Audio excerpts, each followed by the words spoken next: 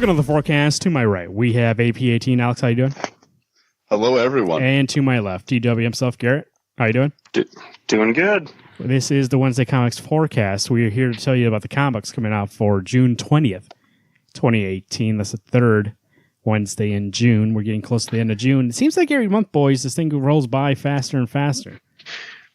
Yeah, we might be on the 6th week of June before you know it. It's going to be Christmas before you know it, so watch out. Snow. We're going to let you know what's Christmas on Wednesday. All your comic books come out. We're going to let you know which ones to pick up. First, from Image Comics, we have Crew number 3. This is Steve Orlando and Gary Brown. An unrest rises across the city. Peter Portrovich is caught between factions going to war over Blackstone, but choosing a side exactly what his son got is exactly what got his son killed in the first place. You know what, actually? So I'm looking at this book saying Crude. I go, oh, that cover's pretty cool. And I keep forgetting what this book is. I did get issue 1 of this, but I never read it, so to see if I get issue 2. But Garrett does read it, right? Yes, I do. I really enjoy it. I think the story is very complex, and you can see the motivations of the father really quickly, trying to basically get revenge on the people that murdered his son. And it's kind of like they murdered it's kind of like John Wick. Like, you shouldn't have murdered that fucking dog. You shouldn't have murdered this guy's son, because now he's coming to kill you all. So I think the art style by Gary Brown is really, really good. And I'm actually liking the direction of the story. Steve Orlando can always be a hit or miss for me, but I think he's killing it on this book. See, for me, this was a miss. I wanted to like it, and that whole buildup of he's going to fight these killers. I was like, oh, that sounds really good. Punisher-esque. And then I read it, and I was like, nope, I found it boring. So I decided to drop this. Next, we have Deadly Class number 35, Recommender Wesley Craig, and of a story arc, Love Like Blood. Part 4. Alex, did you catch up with this? I am caught up on it. And what do you think? This is the end of the arc, and we'll probably have another break here, maybe. This is an extra story pages that says no ads. It's going to be a little longer than a normal issue. Are you excited for the end of this arc, and how are you excited for Deadly Class going forward? I don't know. I'm almost like at a C for a rating altogether on this last 6 issues. It's good, but it doesn't live up to the first year of this book. But I'm excited to see if there's actually stakes in this one. So Marcus and Victor were duking it out. Got to find out what the end from the last issue was. So I don't know. There's a part of me that's excited, but I'm also kind of losing that flame for this book. So I feel like if they're going to do anything crazy, it's got to be this issue. But I kind of agree. I think they're blowing a lot of their own smoke, being like, this is going to be huge, kind of like Walking Dead All Out War, or whatever. Not All Out War, but whatever, The Rise of the Stormtroopers, whatever that new arc is that's going on right now. This has been really good, but, it's kind of sucks. This is the end of the story arc already. Went by so quick because we really haven't had Deadly Class. Now it's going to probably go on a break again. So I'm like, oh, Lord, this is just quite the paced out story. New World Order, it's called, Garrett.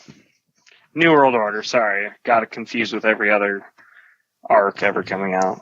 Gideon Falls, number 4, is Jeff Lemire and Andrea Sorrentino. The unlikely small detective duo of Father Fred and Sheriff Miller come face to face with the terrifying killer deep in the backwoods of Gideon Falls. Meanwhile, how do we decide to pronounce that? ZU? Hypnotizes Norton, the doctor. That's right.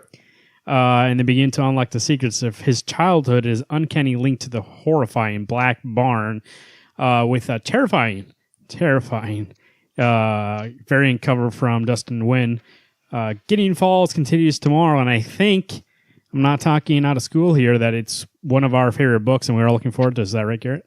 Yes. It's such a good horror book, and it's nice to say that it truly is horror. I've read other books that claim to be horror, and I'm like, that's not really scary. This one actually gets my pulse racing a little bit, and I think this is perfect to read in print, because sometimes when you turn that page, I've jumped a couple times already. So especially if you see that variant cover for the number 4, when they showed that image for the first time, Yeah, it still gives me chills. Gary, do you still get Moonshine? I'm sorry, Alex. No. No, you're not either, right? No. Well, it comes out tomorrow if you want to get a number 11 there. So Moonshine. New number 1 from Image here. We got Shanghai Red number 1. This is Christopher Stabella and Josh Hickson series premiere. Red is one of hundreds shanghaied out in Portland in the late 1800s, drugged, kidnapped, and sold to a ship's captain. She wakes up on a boat headed out for sea for years, unable to escape or even reveal who she truly is. Now she's coming back in a boat covered in blood to find her family and track down the man responsible for stealing her life from under her. I saw this. The cover looks sweet, both covers. And one of the people on this book actually is a person I follow on YouTube, Hassan. I believe that's him. And it's cool to see him on a book here. He usually does a lot of like comic book, like not criticism. That's not the word I'm looking for. Like in-depth things about comic books, and so it's cool to see him on this book. I think I'm gonna check this out. This sounds like a cool story. The art looks cool here. I mean, the artist cover is the interior cover, so it's not like I'm gonna be bamboozled on that front there. So I think I might. I mean, there's a lot of books I'm getting right now, but every once in a while, when something piques your interest like this, you gotta dip your toe in. So I think I'm gonna do that. Skyward number 3, Joe Henderson and Antonia Favela. My Low G Life Part 3, Alex. Skyward is continuing on. That cover is really cool. How's this book so far? You know what? I was pleasantly surprised by issue 1. It was actually very good. I caught up on number 2 this morning, and this book is it's got a nice fun flair to it. The idea of what happens if the world loses its gravity, and, honestly, some people die, some people don't, and eventually you just kind of live with no gravity. So instead of falling down, you fall up. You find out a new character that kind of knew the main character's dad, and he's a little pissed.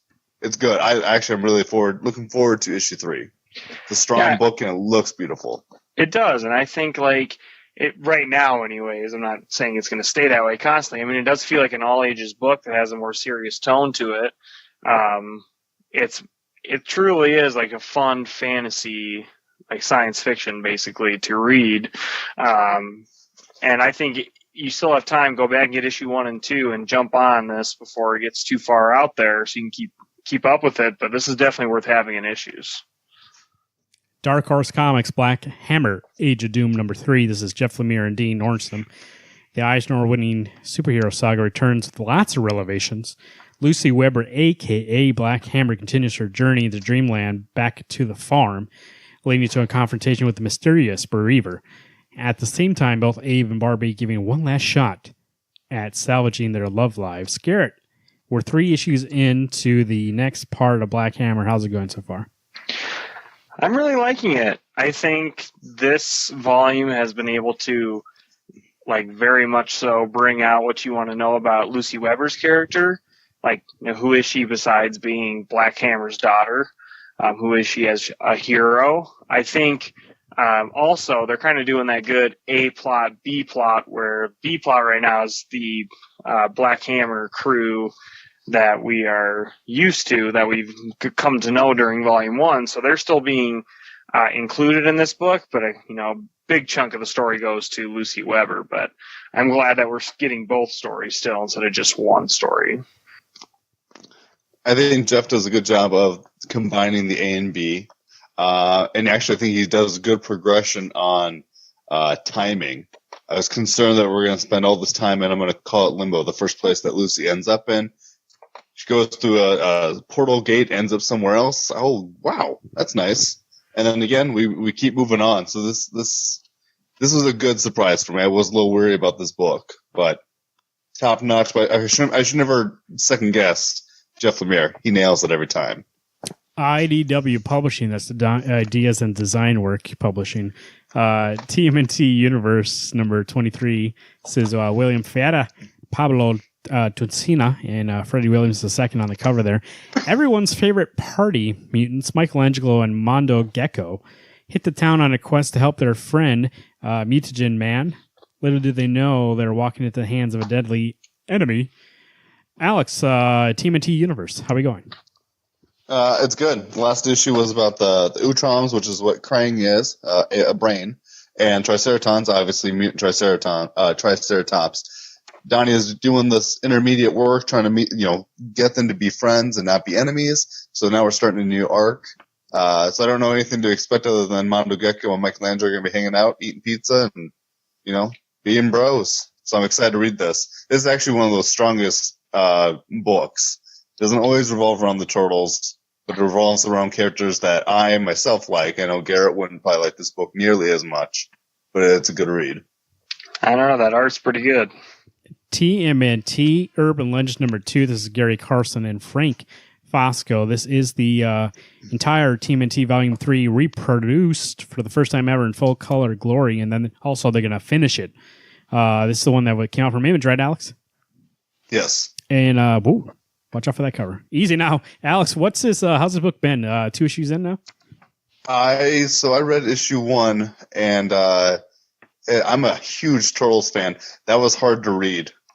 There's a lot of blood. There's a lot of the Turtles getting the shit kicked out of them. Like I'm just going to spoil one thing. Raph gets half his face burned off, and he is looking right at you from the page with half his face burned off. It looks like Two-Face. Honestly, one of the scariest looking scenes I've seen in a long time. Almost, it's the same as that monster thing from Gideon Falls. Just scary as shit. So is it really like the mature? I mean, I guess it came out with the Image Boy way back in the day, but is it really like the TMNT that, like, more true to the original form where it was more violent and more mature? So instead of fighting the Foot Clan, they're actually fighting these cyborg androids, which I guess is probably a redundant sentence. But one of them burns off Raph's face, and they shot the shit out of Donnie. So I mean, it's just this is a pretty mature book. And if you, like me, grew up watching the 80s TV show, and then, the Turtles always come out on top, they may not come out on top at the end of this. Or if they do, there are going to be some scars, and I wouldn't be surprised if someone gets killed off. DC Comics, Batman number 49, Tom King and Mikhail Hanin, The Best Man Part 2. It's up to Catwoman to rescue her one true love. It's the cat versus the clown in one exciting showdown that sets the stage for our giant anniversary issue and the biggest union in comics. Garrett, you're not messing with the Catwoman on her wedding day. How are you thinking about this? This is the end. It was only a 2-parter. This is the end of that. How do you feel about the end? Like I said on the actual show, you could definitely get that feeling of a part 1. So, I mean, you could say that for any arc, but that one I just felt like there was a huge cut in the narrative. So I am excited to see the second half of the story, because I think it'll make that first issue better, because I know there was a lot of controversy about this issue being good and whatnot. I've heard, or I've read on the Twitter sphere. But I think that I still enjoyed issue 1, but I think that there just needs to be a little more context and to see what Tom King's message is in this story. But I am excited to see some more Hanin art, and I think this will be a good story to get you nice and excited for the wedding in 2 weeks. Speaking of which, Batman Preludes to the Wedding, Red Hood versus Anarchy, number 1. This is Tim Seeley and Javi Fernandez. Javi did the art for Nightwing back in the day, so he's well known in these parts. Garrett, did you ever catch up with these little minis or little one-shots? Yep, the only one I haven't read yet is Batgirl Riddler. Batgirl Riddler. So I think I've read part 1 and part 2. Part 2 was Hush. That was pretty good. I like how it's a connected storyline, and 3 looks good too. But 4, I think, looks more interesting than the Batgirl Riddler storyline. So I haven't read a single one of them, but I will read them before we talk about the wedding. Obviously. Brave and the Bold, Batman and Wonder Woman number 5, Liam Sharp, Bow Before Baylor of the Evil Eye. Who's still on this book here? I am. Alex, and have you caught up with this? Is it still going good? I am caught up on it. Garrett, are you still getting it? Say the title again for Deathbed. Brave and the Bold. No. Brave and the Bold. Sorry. Brave and the Bold, yes. I thought you got off it now. No, I was going to get off it, and then I realized there's already 2 issues in. And I tell you what, that Liam Sharp art is actually pretty good. He draws lips really well, but all of his girls always look pouty. Like when I look at Bruce, he's got he does really good graphic on the lips, but every time I see Wonder Woman or the Queen, they've always look how pouty and kissy my lips are. That's weird. Anyway, it's pretty good. It's kind of wordy, but that art really does look good, and he is so good at giving you the environmental look. There's an issue where Wonder Woman and Batman are riding on horseback, just going through this land, and it looks so good. I'm not 100% sure what's going on in the story other than the king is dead. So this may be the Lion King. I'm not sure. Yeah, it's kind of, he definitely plays as like a old folk tale, with intricate drawings and like mythology. And I think that's really fun about it is like if you take your time to actually read this, yes, it is a lot. But, where sometimes when you get a lot, it doesn't feel like you're getting quality. This one, it's like, yes, you are. You're getting great quality, especially in the art, story, complements pretty well. So I think it's a good combination for this story. Deathbed number 5 of 6, Joshua Williamson and Riley Rossmo. Here's the one you were just mentioning, Garrett. Do you still get this book? Yep, absolutely. How's it been? It's actually been really good. I really like this team. I really like this story. I think it's just fun to read, and getting Rossmo on a consistent book. Josh Williamson's always been a great writer, I've thought, but I think it's just a fun story. And I know it's only 6 issues, but I would definitely keep reading this even if it turned to an ongoing. It's just that fun. I think I would like to see there be the prequel and actually get to see what's his name, Luna's adventures. He's almost the most interesting man in the world because he's just done all sorts of things. And this book is fairly trippy. This cover looks great, and I love Riley Rossmo, so I would love to see this be a ongoing book. Injustice 2, number 28, Tom Taylor, Bruno Randaldo, book where anything can happen and there are no rules. Make sure to pick it up if you're looking for DC in a universe where everything matters. Right, Garrett? Thank you, God. Justice League number 2, this is Scott Snyder and Jorge Jimenez. The Totality Part 2. The League faced an impossible decision, and now they must face the consequences while Martian Manhunter and it just says Batman, and Batman attempt to recruit an old ally back into the fold. The Flash and Hawkgirl are blindsided by new challenges that could rewrite their mythologies. Alex, Justice League 2, you've been a critic of the Justice League, and not even just this series in general. Now we got Jorge Jimenez coming on board.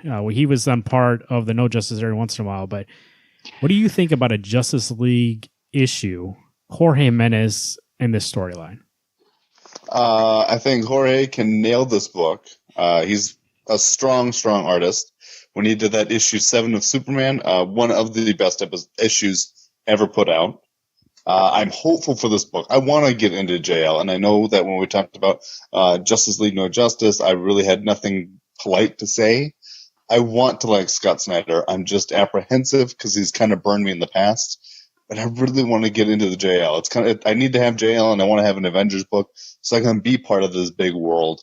I'm struggling to be on either side, so I'm hopeful. I don't know. I was not a fan of Justice League number 1, and so where I should be excited for this, I'm just kind of not. I'm obviously going to still get it because anything's better than. I'm not even going to mention his name right now, but I still think this has potential to become a great story. The way issue 1 came out, it just reminded me of the last issue of Metal, and I was just like, too much. Man of Steel number 4, Brian Michael Bendis, Kevin Maguire. Ragul Zar, is that his name? Is he like the spaghetti sauce? Ragul?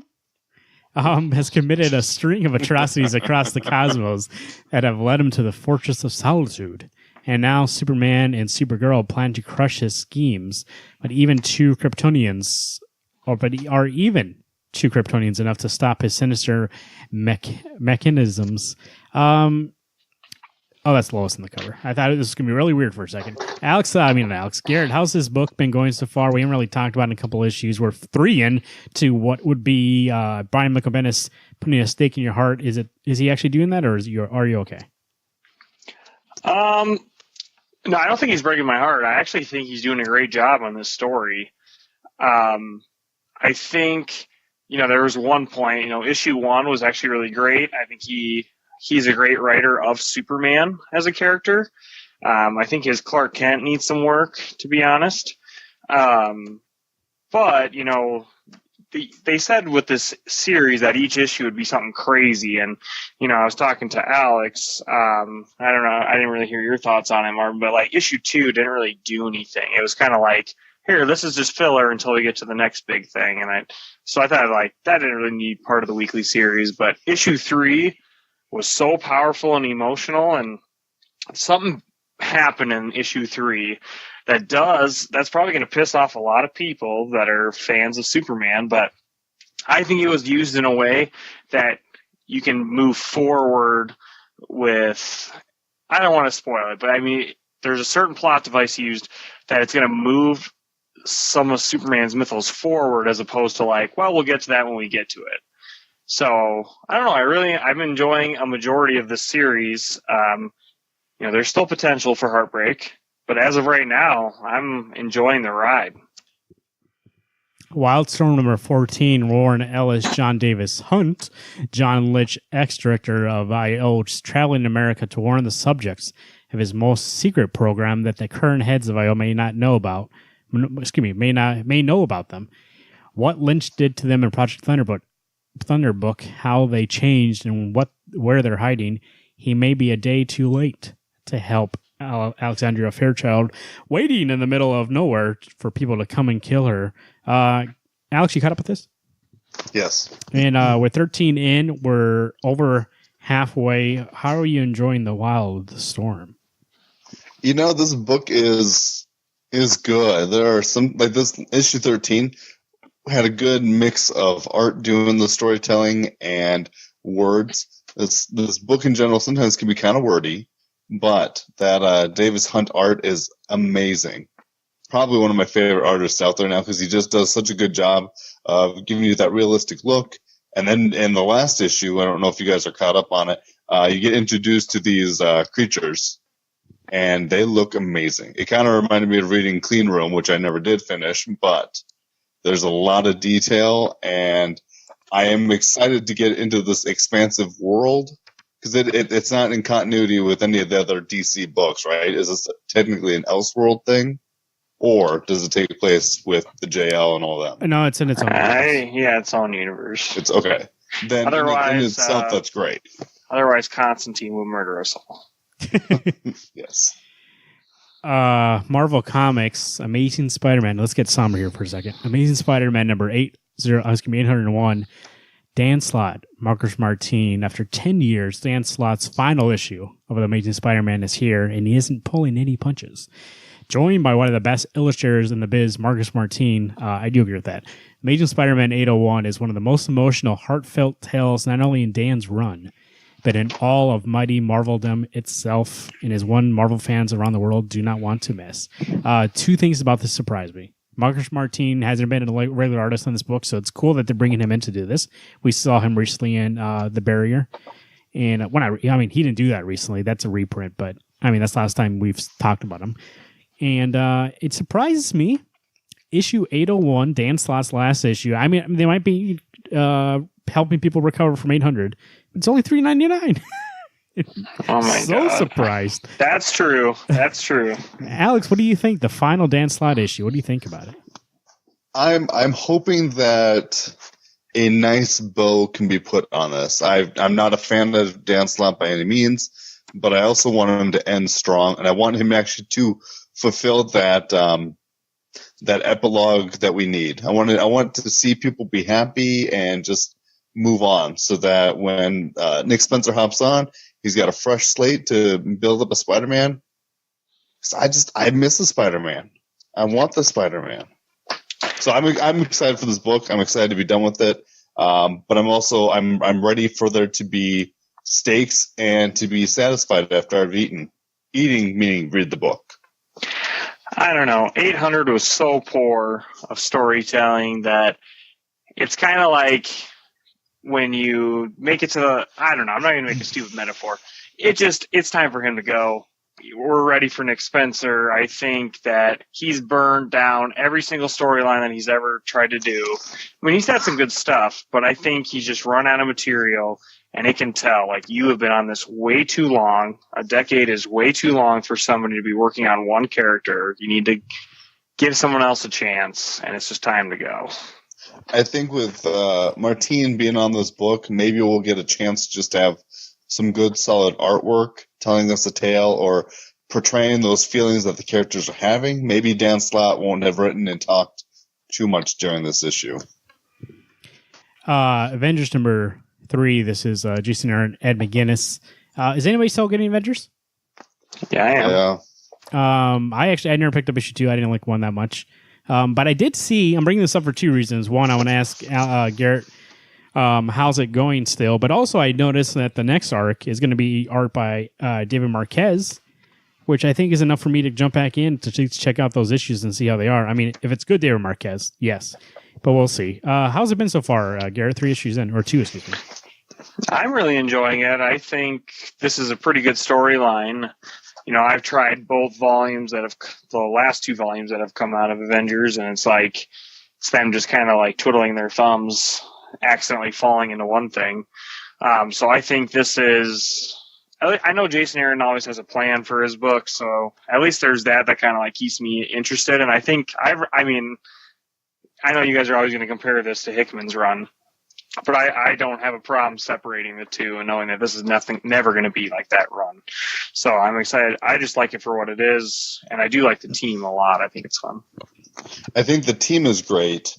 I think my biggest issue is the dialogue really bugs me. And normally I'm not a dialogue person, but when I read this, it just sounds like they're holding my hand the whole time.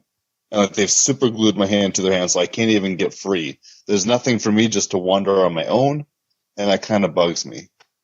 So I want to get this because I want to get an Avengers book, but I'm kind of in the same boat with the JL where I'm just, is it really worth my time? But now that you say Marquez is coming on, I might as well just stay on for another couple of issues and see how it is. Captain America 704, Mark Waid, Leonardo Romero, Promised Land. Number 4, every man, woman, and child has heard the legend. In America's time of greatest need, its greatest champion will rise again. Will his rival be enough to reset the course of history? I believe this is the last issue before the Ta-Nehisi Coates taking over. Yes. It's Mark Waid's last issue. This run's been, this arc has been pretty fun. I mean, it's nothing really that consequential. It's just, a story in the future. It's not even really about Captain America. It's more about the spirit of Captain America. And then we'll move on to some more serious stuff with Ta-Nehisi Coates. But I'm actually liking this here. Leonardo Romero's art is good. And Mark Waid is doing a good job. I mean, compared to like the last one, which we all thought it kind of didn't end well. I think at least this way, it's fun. I mean, it's not like I'm not saying this like, it's not like changing anything, Captain America. It's not groundbreaking. It's just like, hey, okay, cool. I think it's a fun story, though, that you can say hasn't really been done before. Like, at least he's trying something new to get you interested, not like rehashing old plots or anything like that. So I think it's still fun. And you could literally, from 701 to 704, enjoy a great Captain America story. And you just got to know that it's in honor of Captain America. It's not necessarily starring Captain America. Tony Stark, Iron Man #1, Dan Slott and Valerio Schiti. Take Flight with Dan Slott and Valerio Schiti. Garrett, you're getting this book, right? I was initially, but because of Amazing Spider-Man 800, I disliked it so much that I did read also the preview for this, and it's that same fucking campy dialogue that I think it's worse than Avengers #1. Like, I looked at the preview, and like Valerio Schiti's art looks great. Like, especially they want you to think that cover art is him, and it's not. It's a different artist. So I am not going to be getting this book. I thought I would be in, but I read 2 pages, and it's like, this is just horrible. Like, I don't think it didn't interest me in the least bit. That cover interests me. You look at the preview. Nothing like that at all. Oh yeah, I'm looking at it now. It looks like really cartoony. It looks like Spider-Man, but it's a Tony Stark book. I don't want that. I don't want you to spend another 10 years giving me like Spider-Man likeness story because you got kicked off your book that you love. Like, I don't know. And it's stupid that it opens up with like a robo. I don't know.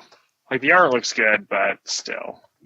Yeah, I know. I mean, Tony Stark, at least. Spider-Man, we've always known. I mean, he's more of a lighthearted kind of guy, and he can get dark. But Tony is supposed to be.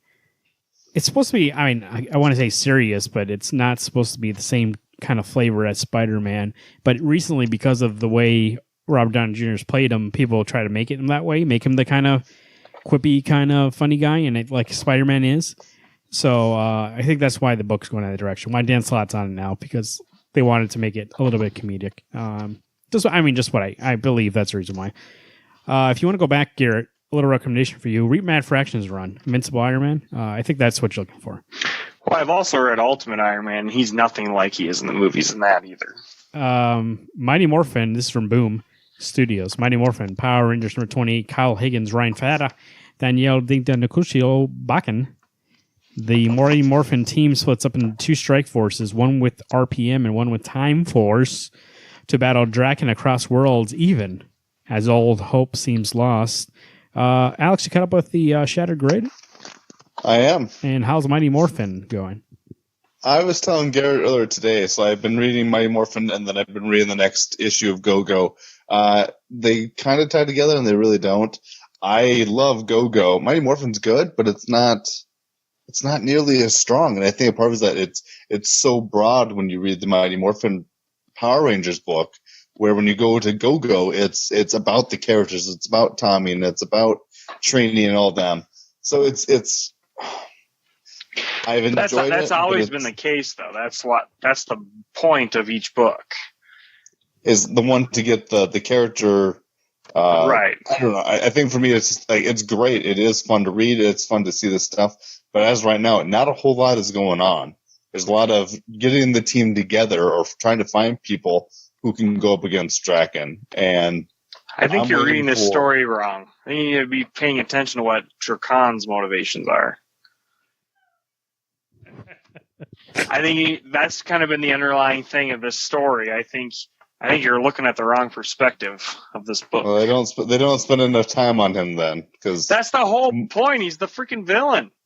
Yeah, they're only giving you pieces. That's the figure reason it I out. got the book. Is who gives a shit about the Power Rangers? I want to watch the bad guy who's going to kill them. Like my favorite character in Go-Go is Kimberly. Hey, me too. I like the bad guy one though. She's the best. She's even scarier than Draken is because she's actually in the book and not just sitting in a chair looking at this fucked up shiny thing. So get more badass. By the way, looking at that Mighty Morphin Power Rangers, how come the Beetleborgs haven't came in that book yet? Because they only had 13 episodes, so no, they weren't good enough for a comic. There was multiple Beetleborg series. I thought there was just one. No, there's like 3 or 4. Oh, no. Not public knowledge.